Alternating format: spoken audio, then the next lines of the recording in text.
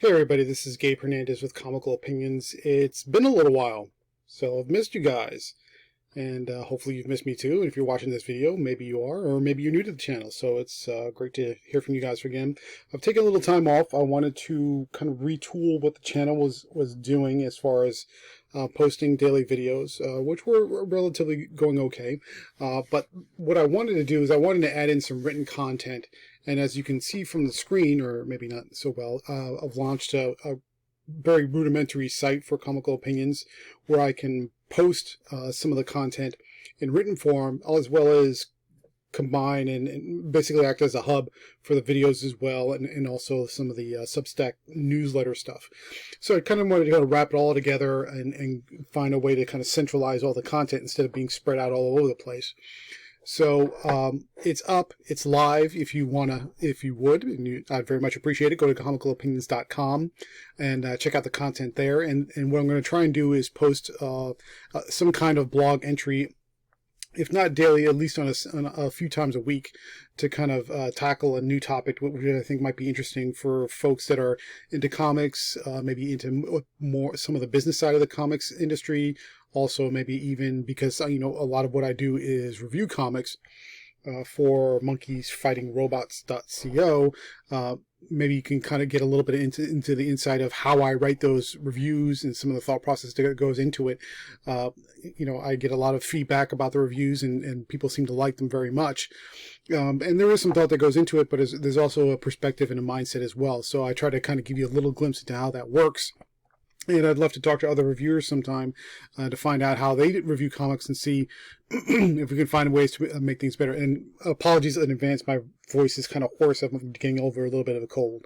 Not COVID related, just a head cold. It's October. It's that time of year. Allergies. It happens. That's just the way it is.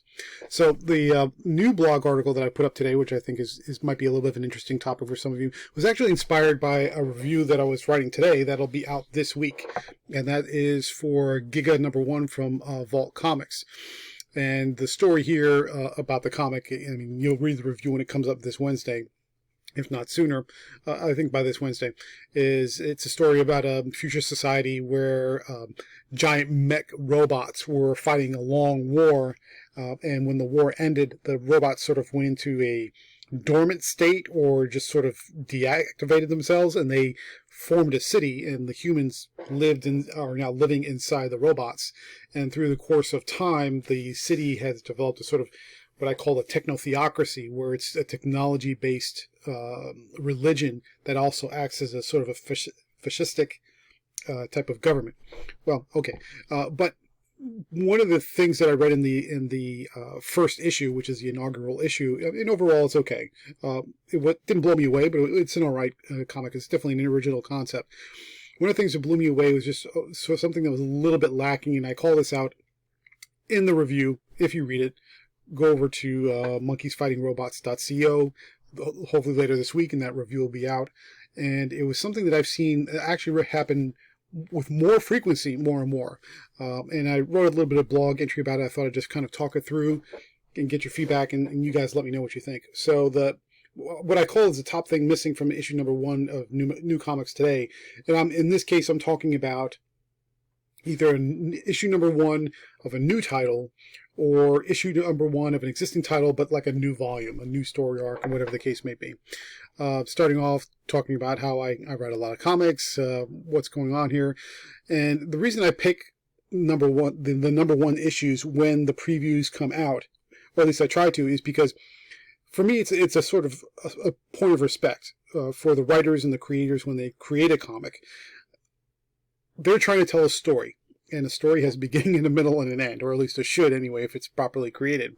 And so when I see a #1 come out, I try to go for it whenever it's a title that I think is at least interesting. So some reviewers don't mind jumping in the middle of a long Avengers run or a long, Superman Action Comics run or something like that, and I do that too when it's necessary, or when the situation calls for it or something interesting is going on. But whenever possible, I try to get in on the ground floor right at the #1 issue, because I want to see how the story starts and how they progress. Now, the thing that doesn't happen that's and I'm starting to see this increasingly, and I saw this a little bit with gear number one here, is a lot of number ones I'm seeing with increasing frequency are missing something that screenwriters call and playwrights call, some people who are write scripts call the inciting incident, and writers will know instantly what that means. But if you're not familiar with writing as a form of just as a skill set within the art, the inciting incident is something that happens within the beginning of the story. It doesn't have to be on the first page. It doesn't have to happen immediately as soon as you as soon as you open up the cover.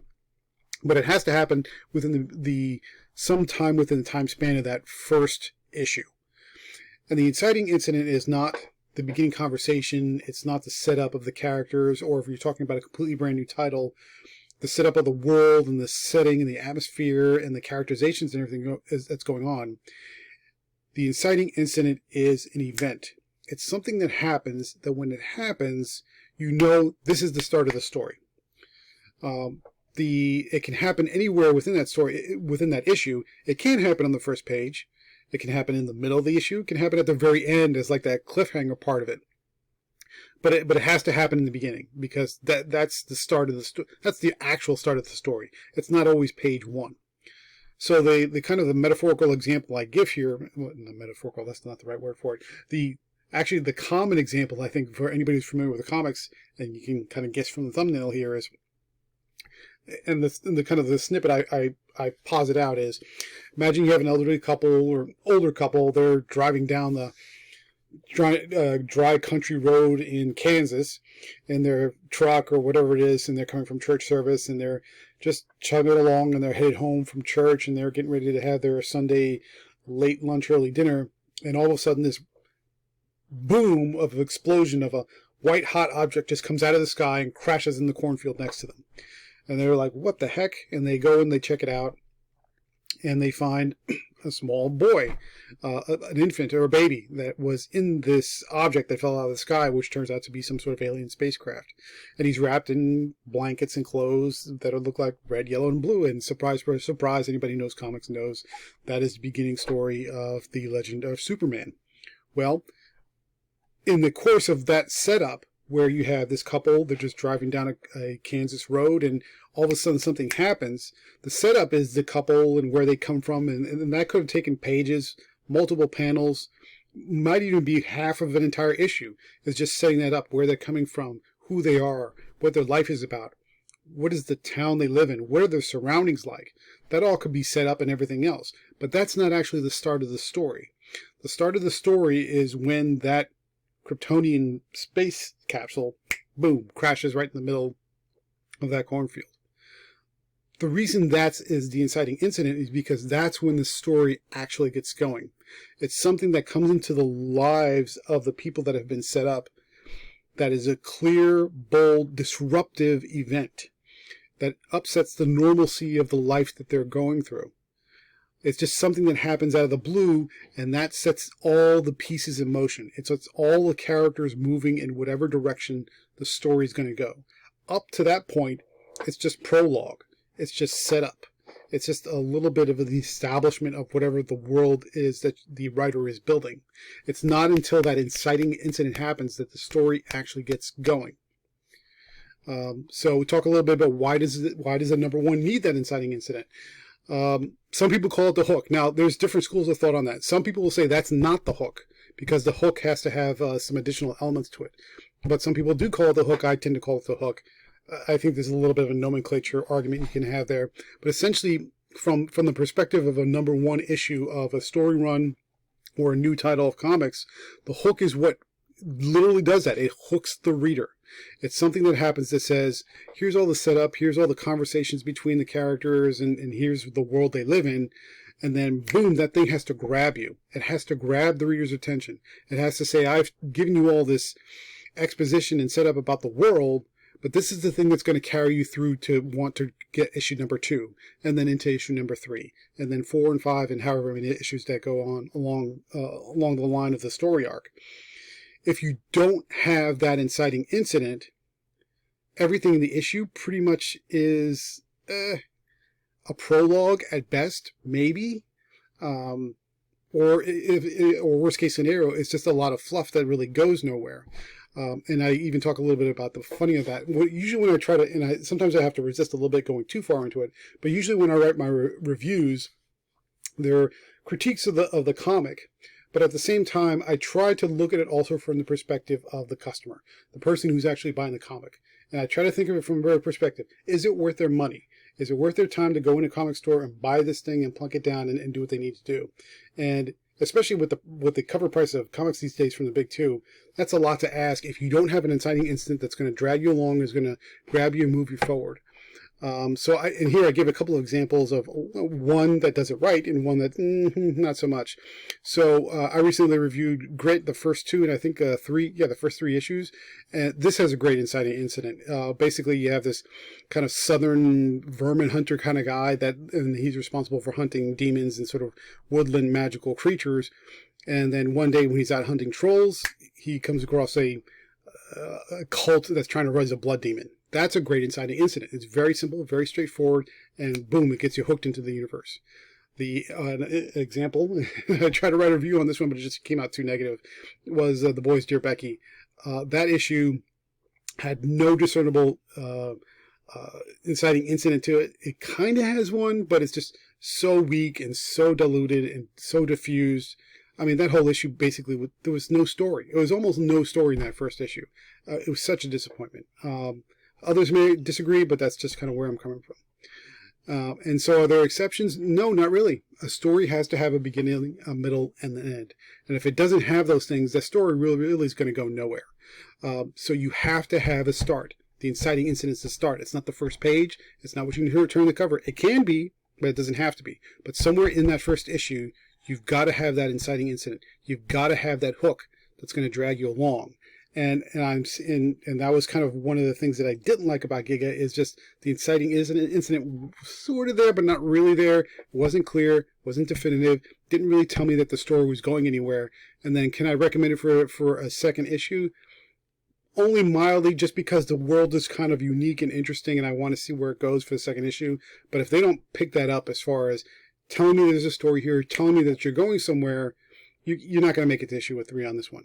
The art's really good for the most part. The story concept is very interesting for the most part. But you need to have the story elements, the basic story elements that are going to capture the reader's attention. It's going to be worth your time. It's going to be worth your money. So just to recap a little bit, you want to have a great story, or you want to know a story is worth continuing. That might be the other way to look at it from that as well. Again, taking it from the perspective of somebody who goes into a comic shop and is going to plunk down their money. Is it worth their time? Is it worth their money? Go through that first issue. If the first issue doesn't have a very clear, very definitive, and in this day and age, a very bold inciting incident, then cut your losses. Don't even bother with the second issue. Only if you're really into the artist or you're really into the writer. I wouldn't spend too much time kind of thinking about trying to put yourself through it, because what that means is that the creative team, they missed the mark on the basics of hooking you as a writer. Hooking you as a reader. It is their job to kind of bring you on board. And if they haven't done that in the first issue, these books are just too expensive to kind of suffer through that a little bit and hoping that they'll pick it up in the second issue. That's just too much to ask. Readers deserve better. So that's my thought for the day. It's an interesting opinion. Hopefully that's been helpful or insightful for you as well. If you haven't already, please go on over to the Comical Opinions website. It's comicalopinions.com. And if you haven't already, please head on over to my Substack newsletter for comicalopinions.substack.com. I did a URL change, so that makes it easier to remember. So I've got some nice newsletters out there. You can subscribe and get email notifications as soon as they come out. And these are going to be more long form. I'm looking to do some interesting things in the future for subscribers. So please give it a try. It's completely free. And also don't forget to like, share, subscribe on the YouTube channel. And also follow this account on Twitter at comicalopinions.com. Or at comicalopinions, not .com. Sorry about that. All right. Thank you very much for your time. I really do appreciate your time. Anything you can do to like, share, comment, and subscribe on this channel to help it grow is much appreciated. This is Gabe Hernandez for Comical Opinions, and you have a great day.